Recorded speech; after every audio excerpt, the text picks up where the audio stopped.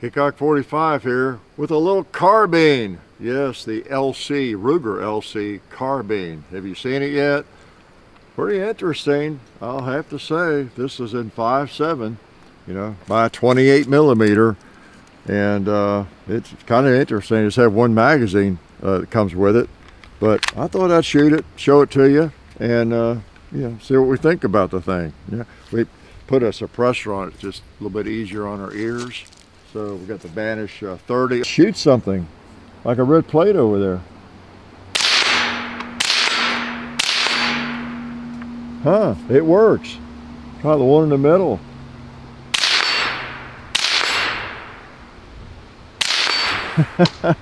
You know, it's pretty cool too. The sights that not even messed with at all. It's just the way it came. Open them up and they seem to be right on. Just flip up polymer sights. Ruger, I guess, I don't know if Ruger makes them or Magpul or somebody makes it for them, but they seem to be right on. So yeah, we also appreciate Silencer, or well, Silencer Central I mentioned, but SDI.edu, the Sonoran Desert Institute. So you know, get yourself some distance learning, get on the road to becoming a gunsmith. You could work on fine firearms like this. Really could. Check them out. Can I shoot a 2-liter now with one of these fast little bullets like that one right there on the stump? Pew! Yeah. And I don't think it'll hurt the plate. I'm going to pop that plate right over there. I might find out it's actually damaging them. I don't know. It's AR-500 steel, but you never know. I'll tell you, you just can't miss. Let's see if we can miss a pot. I'm going to smoke a little pot to get it going. Whoop. There we go. And do a little bowling with it. The big old 5.7 cartridge. Let's take a chance and put one on the gong. Let them know we're here. I'm going to go back to the red square. Makes an interesting sound, a little fast bullet. That's felt like the last round. Yep, bolt stayed back. So I just have one magazine, so that's all I'm going to shoot. It's been nice seeing you. No, we'll load one more at least, maybe a couple. So yeah, this is an interesting little gizmo. It's kind of different from anything I've handled in terms of the way it's made. You know, you got your adjustable stock, foldable stock, folds around, and as I understand, you can change it to either side to where it'll fold either way. And plus, it's collapsible to an extent. You know, you can adjust the length of pull a little bit and fold it. You got aircraft aluminum, you know, alloy, you know, receiver and all this rail and everything, nitride finish, you know, and the barrel, I think, too. Seems like quality. It's got a little bit of heft for its size, even without the suppressor. The suppressor's not very heavy. It weighs just under 6 pounds, and I guess because it's kind of short and everything, so it feels like it's a little bit of a chunk, but not really. Oh boy, it's just sweet to shoot. Yeah, just like really like a 22, and yeah, it feels good. Got a fluted barrel. Interesting little gun the way it's made. It's got the bolt over barrel kind of design. I don't know if you can see it. I'll take this off so you can see. I won't take the bolt and all that out, but I just in terms of breaking it down, let's see, we've got the bolt forward. I think, I don't know if it matters that much, but where the bolt is, but I think I've done it both ways. Just take this one pin out and the whole gun falls apart. Yeah. And then you pull back on the trigger assembly, pop that out of there. And you see there's the barrel like right here coming through, and then the bolt closes, you know, back there. So the bolt, I've got it upside down, of course, so the bolt rides like on top of the barrel. So it's a 2-piece bolt. That's one reason I'm not going to fool with taking it out, but it really feels like quality, I'll have to say. I might be wrong. You might have one and it's falling apart on you. Don't know. Let us know. Let us know if you have one of these and what you think of it. Have you had good experience with it? Bad experience? No experience? So again, 5.6, you've seen this little cart. Maybe some of you haven't, if you're new to firearms especially. Same one of the little P90 fires, you know, the 5.7 by 28. Nifty little cartridge. And I should be loading this thing a little bit because, well, I'm going to try a couple of these FN rounds. We've not shot these in them. We'll try a couple of those just to see if they work. We were pleased to see that all the federal ammo cycles it with the suppressor on and everything. So let's try a couple of these. See if we can tell any difference. We haven't fired them, as I said. I bought these a while back when I had my P90. I sold the PS90, I guess, because it's a semi-automatic version. I can't get excited about this little round, I have to admit. Even if I really like this carbine, which so far strikes me as pretty nifty, I would probably want a different chambering. I'm just going to try these. While you're here, you'll know if they work, won't you? Okay.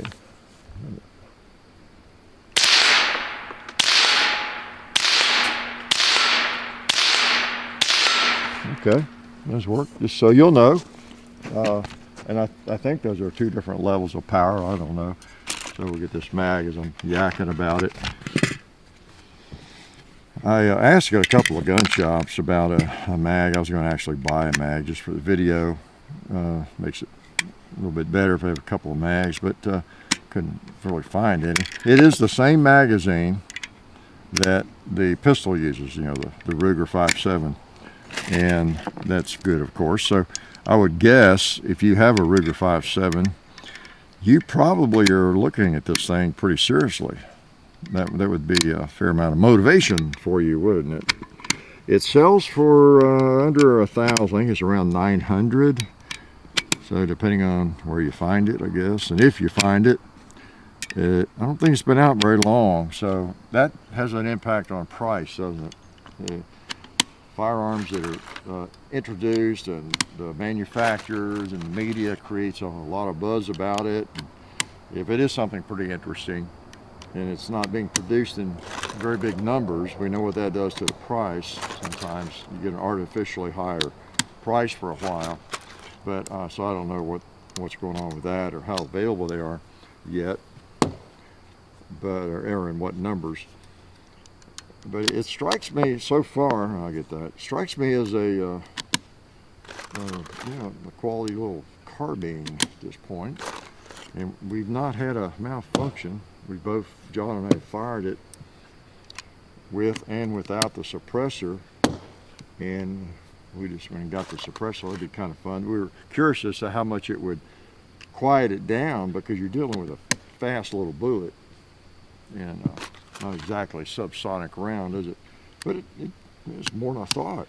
Really makes it very pleasant to shoot. Makes it easier to hit with, right? Have you ever noticed that? If you have a firearm with a really good trigger, of course that always helps, and if you can quiet it down, you just seem to shoot it better. You know? And if you can dampen the recoil, all right, let's see how it does. I'll put my ears in. It's really pretty much ear safe. I was a little bit surprised. All right, let's shoot something close like this target. Put a couple on it. Up in cycling. Now we did have that happen once. That's the second time. Yeah, it might be just marginal enough to be extremely reliable.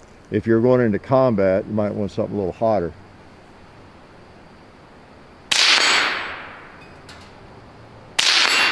It's a big old heavy bolt.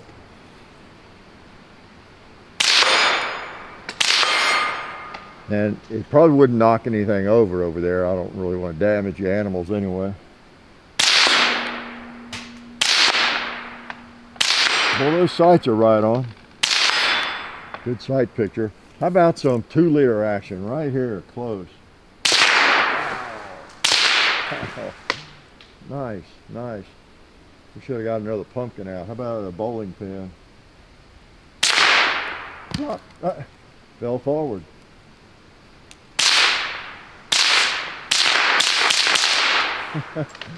Very, very sweet to shoot. You'd love that. It just feels great. If you've ever fired a 5.7, you know it's not going to kick much anyway. So yeah, so twice we've had it didn't work the bolt, but let's fire both. Let's see. I don't know. I can't really tell what we got on velocity here. We got markings on the.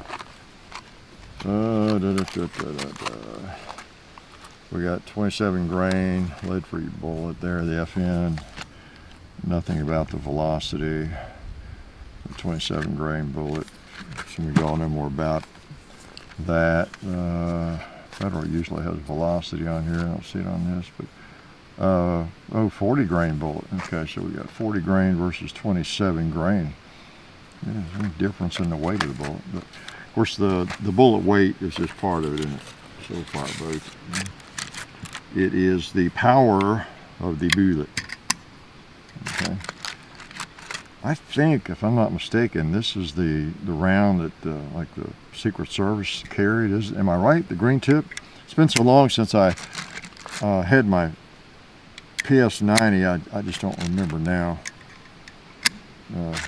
But I believe that I'm correct, and I'm never wrong, right? So yeah, we got the Banish 30 on here, and you got a fluted barrel. What else? Anything else? I told you that anodized aluminum. 20 round mag. You get a 20 round magazine with it, and your Picatinny rail is all kind of built in there, and magazine, a little interesting, and the magazine goes right through the grip like a handgun, doesn't it? And then your over barrel bolt is a little unique. So the design engineers worked overtime one night, I guess, came up with this. So if you have one of these, tell us what your experience is, or if you know anybody with one. I just don't know much about it. Don't know. I mean, I don't know. I haven't heard much about it. Is what I mean. Okay, if a lot of people have them, if they're doing fine, if they're causing trouble, if they're breaking down, I don't really. Totally clueless at this point in terms of what everybody's experience is being with them. And so if you know something, share it. But feels pretty nice and shoots well. Feels like a quality firearm, to tell you the truth. Its overall length, without the suppressor of course, is less than 30 inches. So, and I think that's with this extended. So if that's folded, you know, you got a firearm like that, a little carbine. So pretty cool. Pretty cool if you like this bullet, if you like this cartridge. That's key. I wouldn't mind see this coming out in some different chamberings, to tell you the truth. All right, that's close enough to 20. So we'll shoot another mag here and then let you all get back to your movie. How's how's that? So Ruger 5.7 by 28. Yeah. Yeah, fairly ergonomic. Feels good. You know, even in my you know, extreme size and height, it's just fine for a little carbine sight. Of course, you can put a red dot or whatever you want in terms of sights, or you could leave these on here and go manual. Go iron sights, polymer sights. Okay, it's frustrating. I can't shoot my little close targets. I don't want to destroy them. All right, we'll pump out a couple here quickly and see if we have any trouble. Okay, seems to work all right. Chew up that bowling pin a little bit there. Getting some interesting smoke out of that damn one.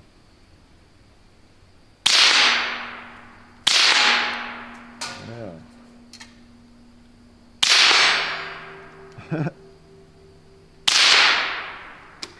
Boy. Okay, how about a bowling pin that's sitting here needing to be shot? So's that one. On the last round. So Well, it seems to function pretty well, and it's quieter than we thought it would be with a suppressor. It's more suppressed than we thought it would be. So, yeah, man, we appreciate everybody helps us. Silencer Central and Buds for sending this on loan, and the ammo from Federal Premium, and for the Sonoran Desert Institute for teaching me how to be a gunsmith. I wish. The extent of my gunsmithing is that I own a sledgehammer and a Dremel tool. So, does that certify me? Probably not, right? No, this is a pretty neat little carbine, I think. I don't know what it'd be in terms of a negative. It fits me better than I thought. Trigger's pretty nice. Shoots well. There's not a lot of negatives about it. If it suits you, this kind of firearm. The biggest negative for me is the cartridge. I would not buy one myself, probably, because I'm not crazy about that cartridge. But you know, in some other chambering, I don't know how well you could adapt this to a 9 or a 10 millimeter. Would be cool, wouldn't it? Or something like that. But they might have that in the plan. Who knows? So glad you came out and you withstood my ramblings. Really appreciate it. Life is good. Oh yeah, that's better. This is a great gun for defense. Oh hey, didn't see you guys there. While I've got you here, I want to remind you of our friends over at Talon Grips and Ballistol. Talon Grips makes grips, can you believe it, for all different types of firearms. You can get rough texture or more of a rubberized texture. It just sticks right on there. You know, really affordable, really cool option to improve the grip for your handguns or rifles. So please check them out at talongungrips.com. You'll be glad you did. And also Ballistol. Dad has been using Ballistol for many years. It's a cleaner and a lubricant, and it's non-toxic. It works really great, and we're happy to have them on board since it's been a part of our shooting endeavor for a very long time. So go to ballistol.com, talongungrips.com, and also while you're out there, I'm juggling all these things here. Also, while you're on the internet, please do check out our other social media like Hickok45 on Facebook. There's also Hickok45 on Twitter. The real Hickok45 on Instagram. There's a John_Hickok45 on Instagram where I do some things. There's Hickok45.com. You can find us also on Gunstreamer. So check out all that stuff and then watch more videos.